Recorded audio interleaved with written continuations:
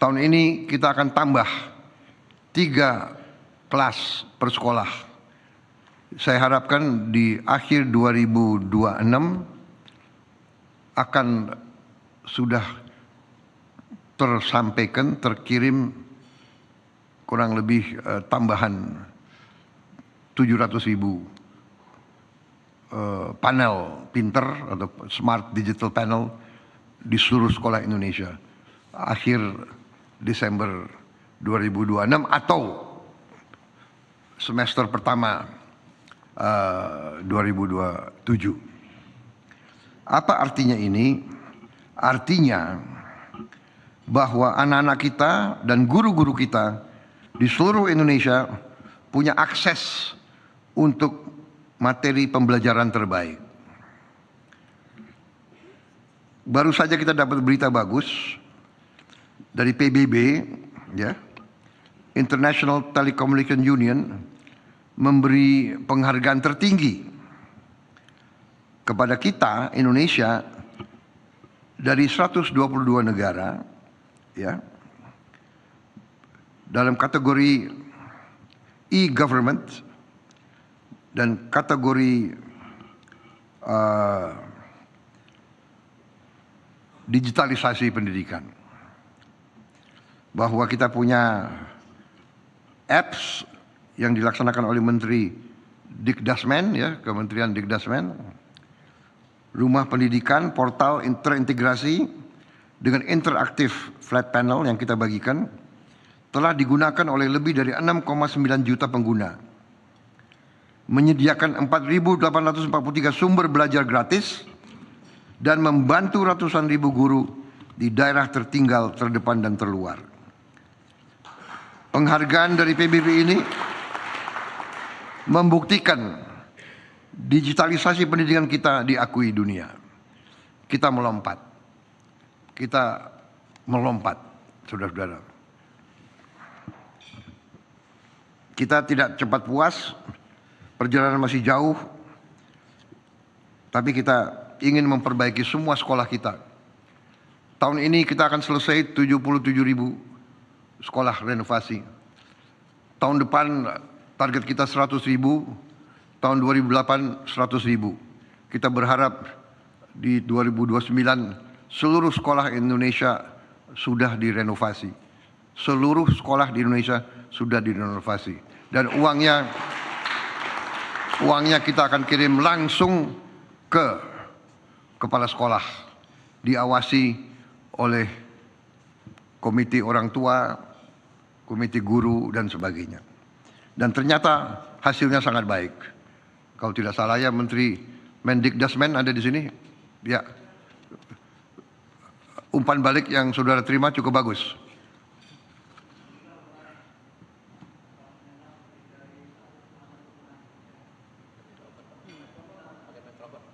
Ya. Baik. Terima kasih.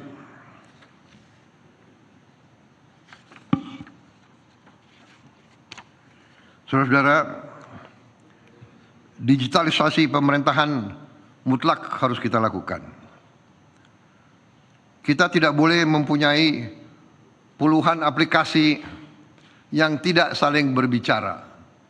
Kita tidak boleh meminta rakyat berkali-kali memasukin data yang sama.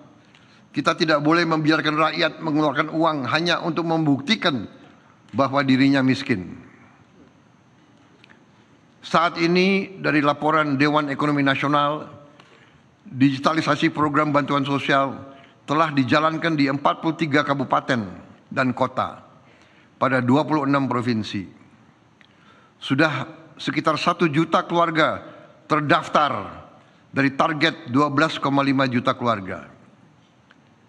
Sebelumnya untuk mengurus berbagai dokumen dan mendaftar bantuan, sebuah keluarga dapat mengeluarkan biaya sekitar Rp150.000.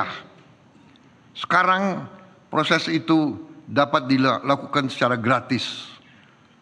Ini manfaat langsung dari digitalisasi. Tapi tentunya kita harus melangkah lebih jauh. Data sosial, data kependudukan, data pendidikan, data kesehatan, data pekerjaan, data perumahan, data penerima bantuan harus terintegrasi dengan perlindungan keamanan yang kuat. Jangan sampai ada orang mampu menerima bantuan karena datanya tidak diperbarui. Jangan sampai ada keluarga miskin tidak menerima bantuan hanya karena tidak mengenal pejabat atau tidak memahami birokrasi.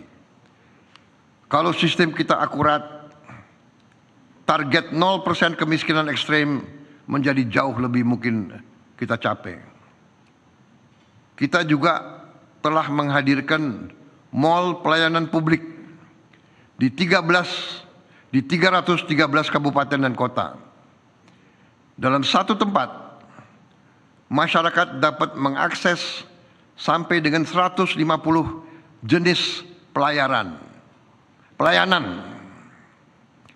Ini kemajuan. Tapi seluruh pelayanan yang memungkinkan harus tersedia secara digital.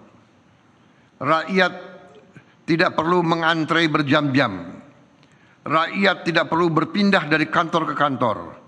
Pemerintah harus datang kepada rakyat melalui teknologi. Saya ingin Indonesia memiliki pemerintahan digital kelas dunia.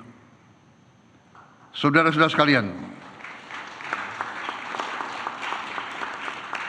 dalam buku yang sudah dibagikan kepada saudara-saudara, ya, telah dicatat 108 masalah kronis bangsa yang kita pecahkan melalui berbagai keputusan pada 18 bulan pertama pemerintahan. Sekarang pemerintahan kita telah berjalan 20 bulan. Tentu sudah lebih banyak lagi persoalan yang kita selesaikan. Kita telah mencapai prestasi-prestasi yang sudah saya singgung tadi. Saudara-saudara, salah satu juga yang kita telah berhasil adalah mendirikan bank emas. Untuk pertama kali dalam sejarah Republik Indonesia, Indonesia punya bank emas bulian yang sekarang sudah mengelola 153 ton emas. Sudah mengelola. Dan 153 ton emas ini nilainya berapa Pak Rozan? 20 miliar dolar. Jadi dalam satu tahun, bank yang kita dirikan 1 tahun yang lalu sekarang sudah mengelola emas senilai 20 miliar dolar. Ini juga kekuatan ekonomi yang dilihat oleh dunia juga. Dan saya percaya di tahun-tahun mendatang ini akan juga meningkat. Jadi kita ternyata diam-diam kita telah mencapai prestasi-prestasi yang berskala dunia. Saya kira boleh dicek bank mana, bank emas mana ya yang memiliki 153, yang mengelola 153 ton emas dalam 1 tahun. Saudara-saudara, gaji hakim yang telah 12